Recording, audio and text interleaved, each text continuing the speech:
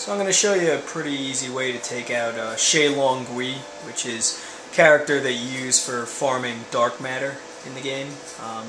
He's a character, you don't really have to fight him that many times, so you can make it easy on yourself by using some shrouds in this battle. I'll show you real quickly. I mean, I've already gotten plenty of dark matters from him, so I don't even need to fight him anymore at this point.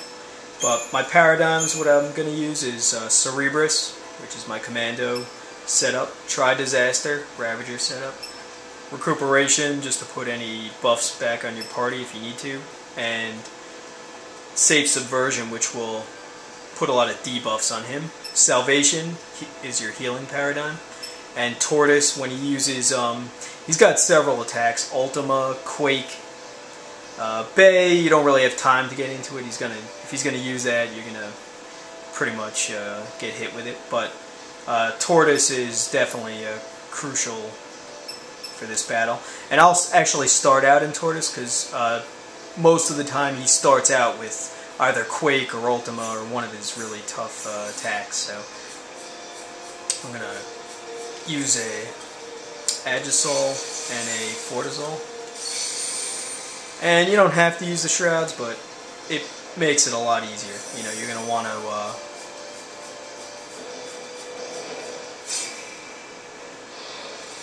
go ahead and use that on him. So here he goes with Quake.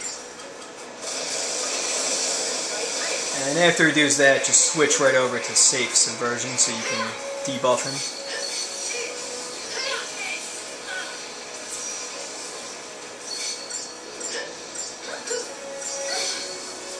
And this is why you want a healer, because he does a lot of these stomps, which is kind of a pain.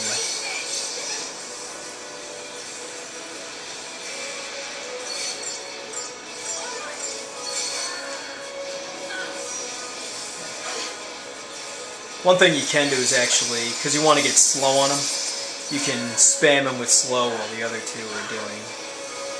And there you go, you got him already. So we'll just go over to Tri-Disaster.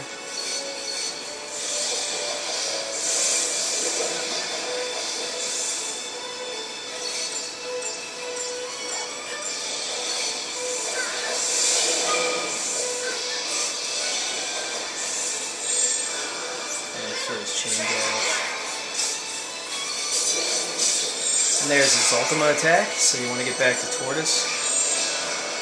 And right after that, just go back to your healing paradigm, because you want to get a little bit of healing done here. And then back to Cerebrus. He's still got a decent amount left on his chain gouge here, so we want to obviously get as much life off him as possible.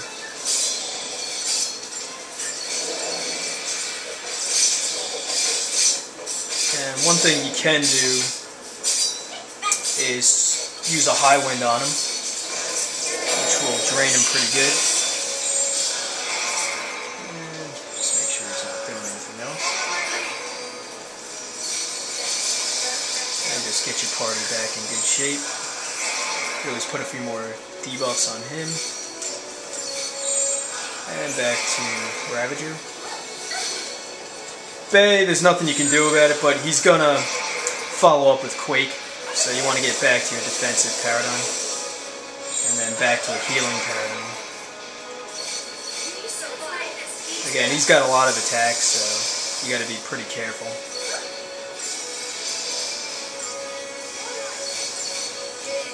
And this is why you want to make sure your party always has haste on it. And we're going to go back to Tri-Disaster.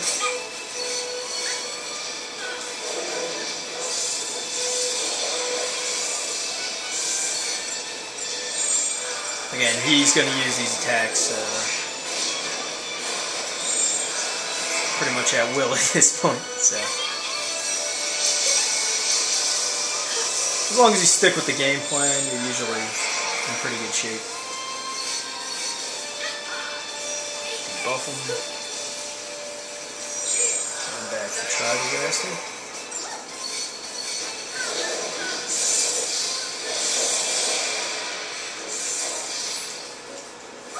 One thing is if you're in the air, his stomps won't hurt you, so sometimes you can time that to do some pretty good damage on him. Here's where you want to really just try to finish him off. This is really crucial right here.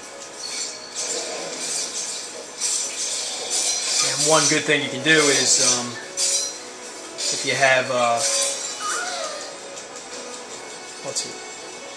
if you have Fang, you can. She'll survive this, and what I'll do is I'm just gonna hit him with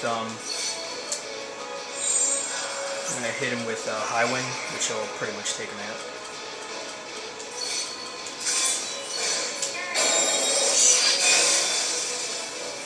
So he's a tough character, but that wasn't the best battle. But if you stick with the game plan, you'll beat him pretty much every time. You don't have to worry. And I got a golden nugget on this one, which, again, you know, it's really more about dark matters with him. So put a collector's catalog on, and you'll get plenty of dark matters. But that's pretty much how you take him out. I pretty much, even though that was it looked closer than it was, it's just because I was really going for it at the end. I mean, you'll take him out 90% of the time as long as you're careful with that. And that's pretty much it.